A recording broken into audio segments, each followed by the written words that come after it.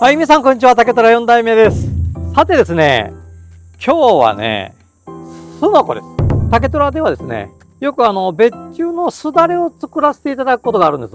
よく皆さんご存知の丸いね、細いその竹ひごで、ざーっとこう編んだ窓の日よけなんかにも使ったりもしたんですけど、今はそうですね、そばざるの下に敷いたりだとか、キッチン周りなんかでよく活躍するすだれがあるんですが、そういったすだれを作らせていただくことがあるんです。こういった幅広で、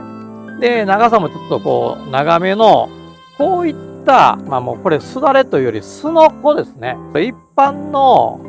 ご家庭で使われるっていうこともあるんですが、それよりもですね、食品の加工会社様、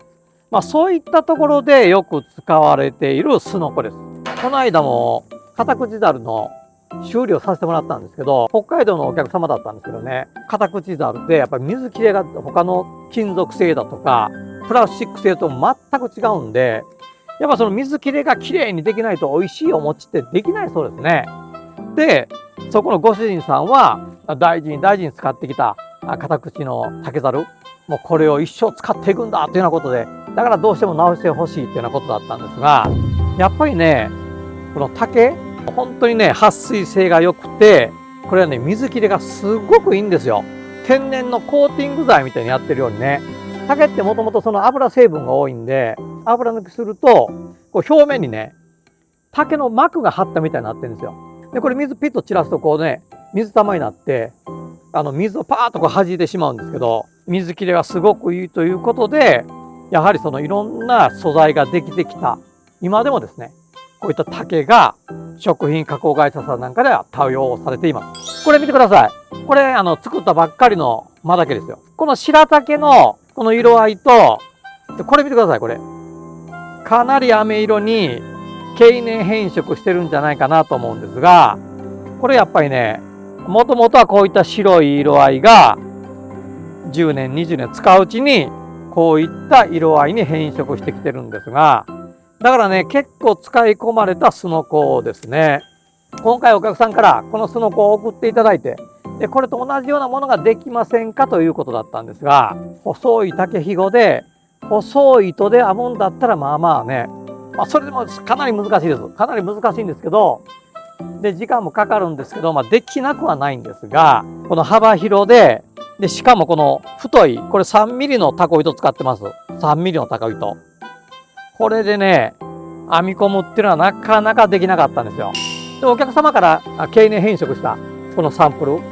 それともうちょっと経年変色の浅いんですけど、サイズの見本としてこれ預かってました。この2つのサンプルでなんとか新しいすのこできませんかというお問い合わせでした。新しく出来上がりましたのがこちらです。じゃじゃーんと。この新しいその新品のね、竹の色合い、白い感じでですね、白いそのままなんですけど、太いね、幅広に割り込んだ竹ですね。それを3ミリのタコ糸でずーっと編み上げました。でこちらのお客様はちょっとこだわりがありまして、縁の竹にですね、切り込み入れてほしいということなんで、ちょっと切り込み入れてます。この切り込み入れてることによってね、これを紐をここにはめ込んで、この紐が動かないようにされてます。これがサンプルですね。こちらが今回作らせてもらったやつ。幅もね、しっかりめにとって丈夫な形で長くお使いできるように作らせていただきました。お豆腐だとかこんにゃくだとか、そういった食品類、あるいは干し魚であったりとかですね、いろんな食材をこの上に干しておいて、こう干すために使うんですよね。なので水切れもいいし、その乾燥させないかんということで通気性の問題もあって、竹をお選びいただいてるんですが、できるだけ強くて長持ちできる方がいいだろうということで、竹幅もだいたい揃えた感じで作らせてもらってます。こうしてみるとですね、別注のすだれなんかっていうのをこういった小さなすだれ、それからこの長いすだれとか、いろいろ作らせていただく機会がたくさんあるんですが、今回はですね、かなり幅広で、肉厚で、紐もかなりごつい、非常に耐久性の高くて、業務用として十分使えるすのこ、こういったものを別注でですね、できるようになりましたので、ぜひですね、全国のですね、食品加工会社の皆様、もしですね、そういった竹のすのこご用命がありましたら、竹虎までどしどしお問い合わせいただきたいなというふうに思ってるんです。これ結構割り幅広いじゃないですか。お客さんからお預かりしてるやつで、これぐらいやっぱりそのですね、割り幅のちょっとこう違うその子なんていうのもあるんですが、これぐらいの割り幅になってしまうと、やっぱりよくですね、割り込まないかんのと、より編み込みもやっぱ本数増えるんですよ。一個一個これ編み込んでいきますので、手間が若干かかってコスト高にはなるんですが、こういった幅広の竹のすのこだけじゃなくて、こういった細割りのね、すのこっていうのもぜひお受けしたいと思いますので、お問い合わせいただけたらなというふうに思ってます。先ほどご紹介しましたすのこなんですけど、こういった別のお客様で、ちょっと幅の狭いタイプっていうのを